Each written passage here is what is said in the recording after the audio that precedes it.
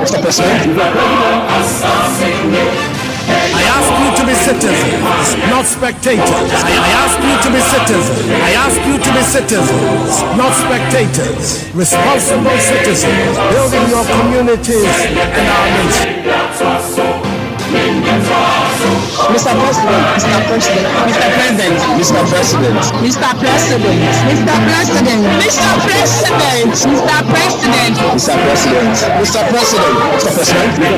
I ask you to be citizens, not spectators. Responsible citizens. Mr. President. Mr. President. Mr. President. Mr. President. Mr. President. Mr. President. Mr. President. Mr. President. Mr. President. Mr. President. I ask you to be citizens, not spectators. I ask you to be citizens. I ask you to be citizens, not spectators. Responsible citizens, building your communities and our nation. Mr.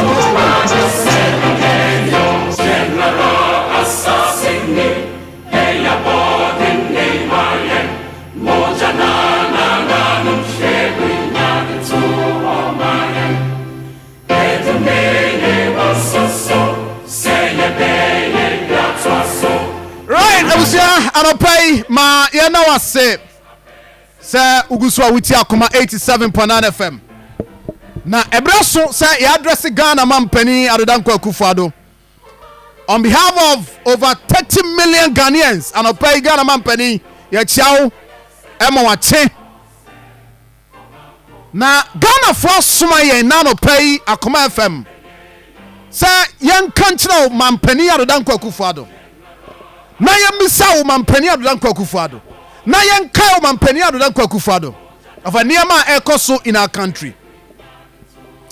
And none pay mampani Adodankwa Akufo-Addo. Adia Ghana for air kanise mampani. Why ya bro? Why ya Ghana for why ya bro? Now no pay Ghana for say family and friends. Family and friends, mampani. Aye de. Aye Ghana for de. Now no pay Ghana for say address you. Na yen ka wo say you have you nipa mienu a wonya omo in waban mu a wo ma cause harm than good to Ghana for. And say nipa mienu number 1 Aye Keno Furiata. Number 2 Aye Amwakwata, former roads and highways minister. Only former finance minister. Na Ghana for kind. Ghana for 204. Some mampani, especially Keno Furiata. Mampani ye flow, mampani so, ya resha fulo, mampani si, wamo ye juma munyame. Ene. Ghana force mampani Adodankwa Akufo-Addo. Say the premier ni, wama ye harm than good. Ni nyina no nra, de che ya mampani. Yase cabinet sa kwatena se ahwe bio say. Road tolls no from 2025. Yensa famra bio. Mampani, asemi ba ye Ghana force Edia na asi na dia na ba ene ye kai ho on the day Keno Furiata on the floor of parliament already in the budget the two ja on the day confidently on the day. For decades, governments after governments imposed and maintained tolls on some public roads to raise funds for road construction and maintenance. This is the situation in many countries. However, over the years, the tolling points have become unhealthy market centers, led to heavy traffic on our roads, lengthened travel time from one place to the other, and impacted negatively on productivity. The congestion generated at the tolling points, besides creating these inconveniences, also leads to pollution in and around the vicinities. To address these challenges, government has abolished all tolls on public roads and bridges. The toll collection personnel will be reassigned. The expected impact on productivity and reduce environmental pollution will more than offset the revenue foregone by removing the tolls. Tolls, Mr. Speaker, would be abolished on all public roads. No way on this day, Ken Oforiatta, as the finance minister, our parliament, or say toll centers no ni boot nesi kwamu hono. And yama bebre me ya emwa. In fact on that day, or see toll boot no krano. Hey, ya kwa benkum ni fa ya jijia 78 million. 78 million. Ya osafu mafo. Ya osafu mafo. Or catch a Ghana for yen, catch a yen. Ampany, tie, and a Ghana for some more cause. Now, for ni no across Ghana. And it is true. Tie, soft mafo. Road toll bisa who say total revenue from road toll Ghana, yes, me T figure no not just a me who say a hunim faso 78 million cedis. And you know, na traffic jam our cause. Trot will be a person of competence and our cobaco because we could do road toll the cheap. I mean, you be a because no yare. And look, the inconvenience is a cause. You must free the system to enable people operate freely. And if a man you no yes, oh yeah, there be a scanning no ocean, there be traffic jam crowd dimwa.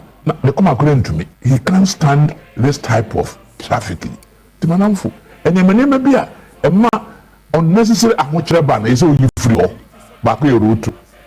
So revenue you're that big. Say be a 2-point-something billion. You can't do without that. No one out there say. Now anything less than 100 million, you keep people in the queue for hours. Roto, this one say, you know, it will destroy quite one. You keep on redoing with the pollution. Baby, a cow, you know, now pompo exhaust pipe, carbon monoxide. There. If I were prepared to forego my the bind the occurrence before go the revenue and you ask them, oh, Kojian, oh, here parliamentary approval. They say, they charge a bind we here approve. I said, oh, the tax better. But they take immediate effect. And they are buying 2 million. We are Miss Canada, but I'm saying they check. Now, my Ben Watto.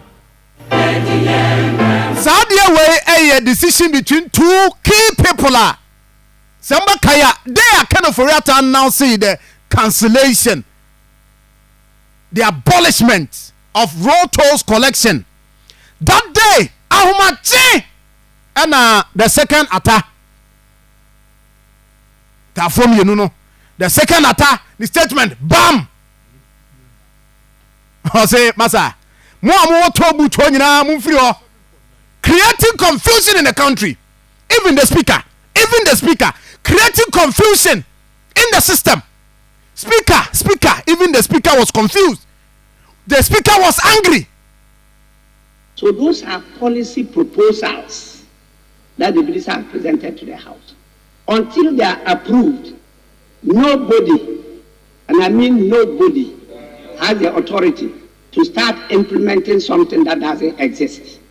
But does that amount to a disrespect of the House? That is where I may differ.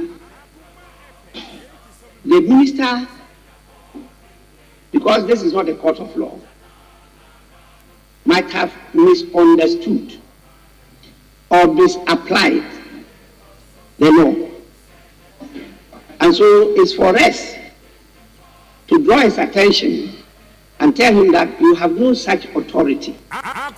In spite of all the legal and linguistic gymnastics that have been displayed, it is very clear that what the minister sought to do, he has no such authority to do that.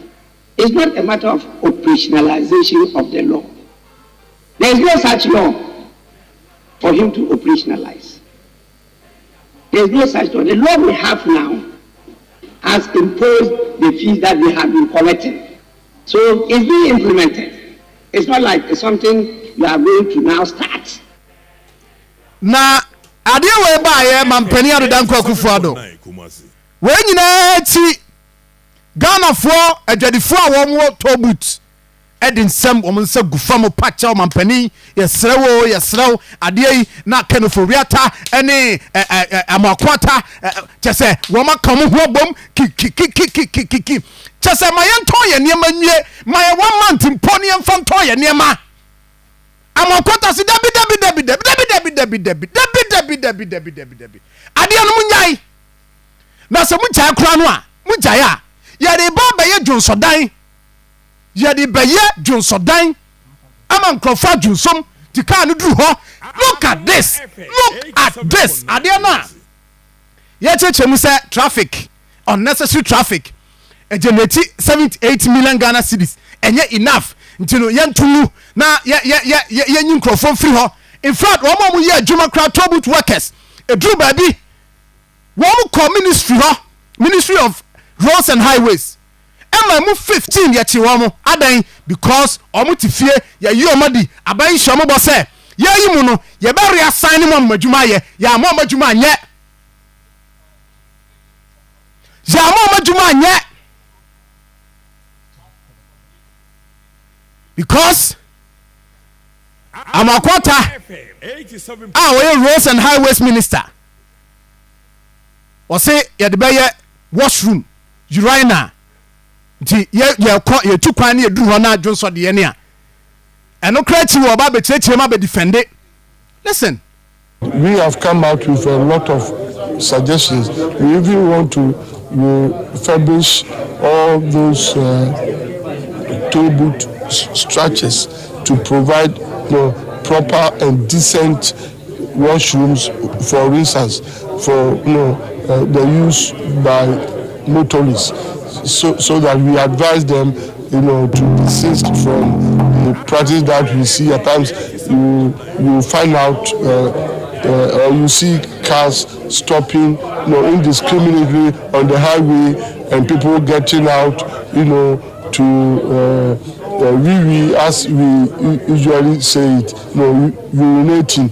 You see men on the left, women on the right, or at times you see a man, the woman. It's all indecent. So that we are not having the it's not a good practice. Che, I'm a quarter no. As you call it, udru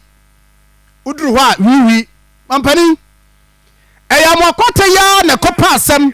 In fact, wa pa asem the ama party no asantema. I'm a quarter ya roads and highways minister. Wa pa asem the ama party no wa pe e the ama party no asantema. Obagina ha and I eat interchange, I dream interchange, I drink interchange, I dance interchange, I urinate interchange, I sit interchange, I just everything interchange. President Akufo-Addo, second term, 5 interchanges in Kumasi. It's a thing. Me two president the Etua and your former president say you get Meduma all years so and sleep interchange Kumasi, I eat interchange Kumasi, I drink interchange Kumasi. President Akufo-Addo and Musu Abihu send me second term 5 interchanges in Shasia now. Nyamiya bima ewiero Kumasi no eye yasudie ono so de na ho odun wa any no by enter actually the people of Kumasi, the people of Ashanti, ye Bako Swami no etwaso and nine ebi West Africa have a Accra na ye Bako Pokuase nti Accra 40 interchange. Sure. Samote nti yebisa say interchange na kwesi say am say afi na ye gusu a ye swamede na ye NDC for na yebisa question amokonta mu ton wo se mampani arodan Akufo-Addo na second time yi enkwa wie ye 5 interchanges. I eat, I dream, I drink, I dance, I wash, everything interchange. One more quarter ya na no pay kana sem. One one e kofa asem we di brem ne. Wo fa kwasi cheba be defend it. Akoma FM 87.9. Enne. Ye be ka ho asem. Enne ye di ho nkomo. Enne obusa communicator. ubisa party mpanimfo ukobusa pe yesi adai uye NDC centrally because wanu masemunie eno ne agina so de bu aten second term 5 interchanges in now Kumasi in the me team president the Etua and your former president say you get Meduma all years so until and sleep interchange Kumasi, I eat interchange Kumasi, I drink interchange Kumasi. President Akufo-Addo and Musa Bihu send me second term 5 interchanges in Chassis now Nyamiya Buma Emewo Kumasi no eye yasudie eye na sudie ene wote akire ene mampani da anu aba manhia opemso tufo ene amakwata wo fie won ofie o ene party for ene ebe defende party for na ebe kire sa 5 interchanges na okaye no enum no second term emu okaye no wo mo be kire mu asante mantem am ya chiase ene amakwata otifie pemso asem no na abamu no anto aba ma obia to ma mampani ado kwa Akufo-Addo to ni oponi bi dia ma obi ena nipa na be hye bo ha Ghana for kind Ghana for kind se mampani san krofo yi made na ye din ene atokodo because of omajuma kind of oriata young service is the cancellation of what and a pa ade tie na ninu ya say Jack wawie Jack wawie adwuma no wawie dia mama boys na letter no nti e release and a pa and a call parliament and a confusion to the point that share abusa for Facebook page na be hwade be show ni so ade taking people through this workers omo yi adwuma otobut makom ho asempen look at them share bra wo mo bre look at them share bra wo mo bre. This is the decision of Makwata at a point MPC be crown you cabinet ministers crown moja or more the so called decision from cabinet na cabinet ministers eja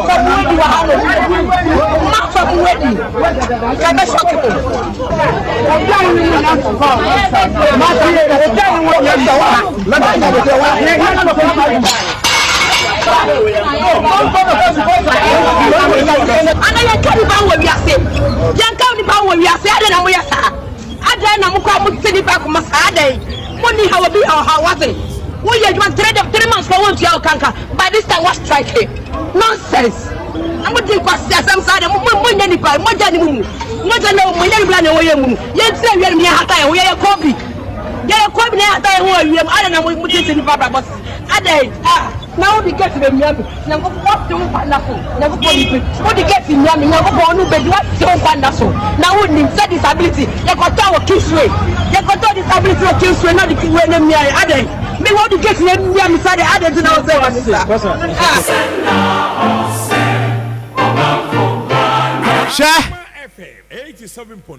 Mr. President, this is how you're treating Crawford as a result of that decision now. Amakwata da sorry na parliament kwadwa samwako Amakwata wuni ofori atabe kan e je se trolete nya obotre ne mfa parliament na yenye hu adwuma osi da yebusa no tie o yebusa Amakwata ewo parliament say minister since I twa mu from 2021 ebeka 2023 eka ban ene dia bra ministry no he awurade nyankopon Yesu Kristo awurade nyankopon Yesu Kristo awurade jeme Yesu Kristo Amakwata say eka bia ni ho a e dia bra no kra de ministry no and record any loss in revenue Amakwata 78 million Ghana cedis every Ghana sikam Amakwata say emfa ka bia mre Ghana Ghana There are in total 38 toll stations across the country.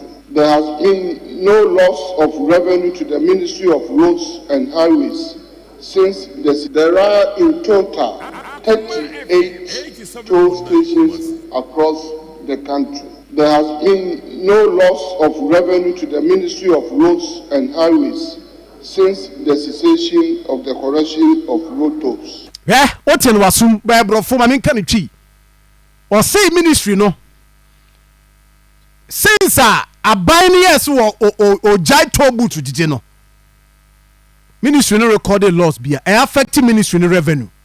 Now, 78 million na coin. Na coin fa.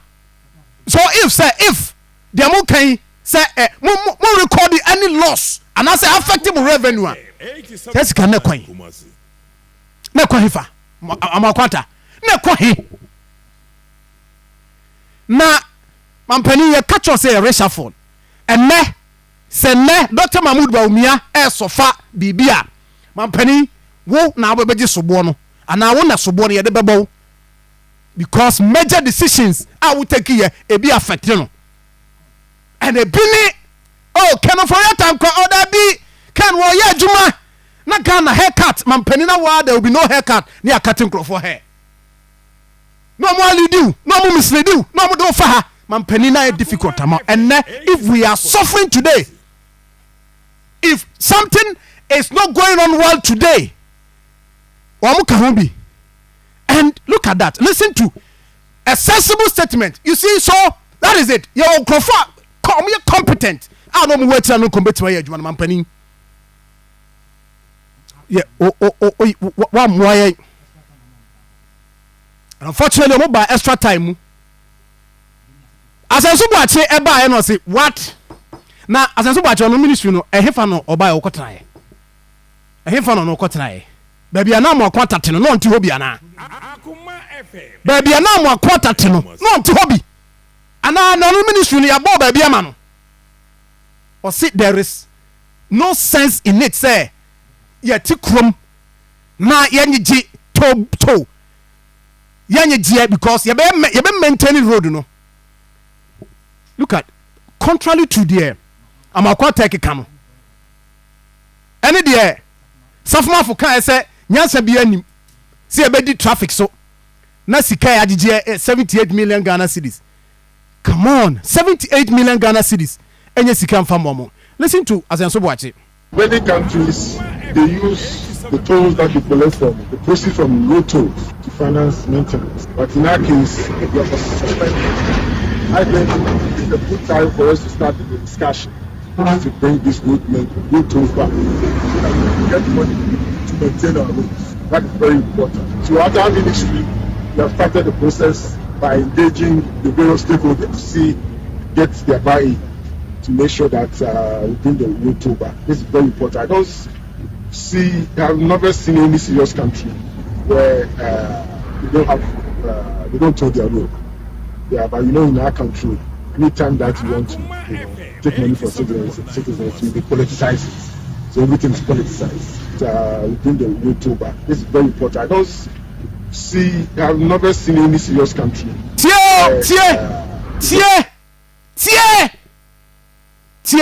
As I so watch it, or say, any serious country.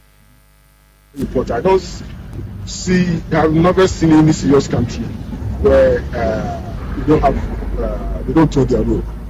Yeah, but an indictment. That decision, an indictment.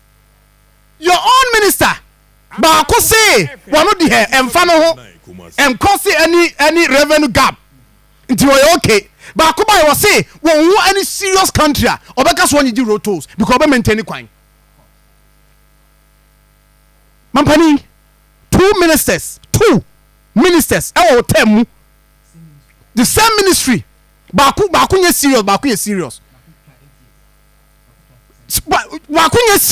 serious. Hey, our quarter. Oh, Mampani, I'm my yard. Mama my yard, papa. Me say, Crowra 204. Crowra 204. say yen Ghana kokromotie na ekotimiye no oforiata wo na ade utumi ma no an se kana pam ne ntem enra ma kwanta so same ta ne ata we announce ya na we say go away enra busiafo the Minister for Finance Muhammad Amin Adam I'll say by next year 2025 road tolls, in fact there was a hint before even the Obekaino Abani started to says standing 7 minutes when omu say ade na akofa aba no ade na bump almost started sisa omu 7 minutes sisa omu 7 minutes mo akwata sisa 7 minutes no zero the electronic the hwan sisa 7 minutes will come with towing facilities. But those towing facilities, will be electronic towing facilities. It won't come like the form we used to have in the past where people were in a queue for a very long. And so, Mampani Adodanko Akufuado. Sabapa way, Ninsamo Kenya Kambumwa. Any the minister now, the current minister since Francis is watching case say, and of course, Ghana for you can be. And Namin Kaiser driver for complain say road tolls yentia. The jobs are not created at the toll area. My toll niema. One am ye juma I will tobu to you na ya nyinu wom and the DNSC. DNSC because the SC say ye nyam krofo because na dwemu man who chira no. But if so, some people are now thinking as a Zubachi is thinking because the way I am sure or no na starting sankomu. Then it means that Amakwata Edigane would bro cause financial loss to the state. Jano ko wawie kotenafie Mampani, that decision is causing the party MPP including the Ashanti region because we say odi interchange one interchange or that interchange or sorry interchange or Joshua interchange or home interchange second term 5 interchanges and no ye jina so a ye dey bisa question no di muti se mania bri bisa question na no but Mampani pemso tuofo and no ye jina so a ene ye dey address you Ghana for to Abama and Adudanko Kufuado yanto ama nipa ka ho biara 2 million edi ma no wachiche bia ma obiara enti ka hunu se wo mu a wachiche ama wo bia ni ho a ye di 2 million no ka ho enti nana no wonim se me no free nipa eto adudo no aye nimbra me ni wo adam no ne free fa no 77 ansa na wo sa aba me bo ana me bo a nana e champon bo tata wa wo ba London nyame no nana nam ne kodwe nyantachi nom ansa na wo sa aba ya mo ba be gina biewa ansa sa aba ya ne poti he abroche ba ya me lawyer no me no na ko ni nyina ani akwa abapim ne enu aso nkrofo be ka kire so wompo asem enso wa anyi antum wo ka se da bi se dem sine na tie de ntesa me de kakra ne se me de futupa nam de be ma wo de Ghana fo pani adwuma de pani ayahwe de pani nkoso enu a ne yehwehwe de to aba ne wie ya ye bobo se wa wen obi gina TV3 so wo ka kire nipa na wo se wo na TV company mfo no Kodjon Mahama ko ka chance abane de komne abufuo na toye na asa ko na ado so ka chance e komne abufuo so no so ba no anye de komne abufuo be sa ato wo ho nim de wadre wo mpesika ye hwebio enti sese kun ho na ye adwuma no yi edin ko ana sese wo pe de be odin be komu sa ampase wo mampanyi bi ba na e fre na ado da ko ba be ye Ghana yi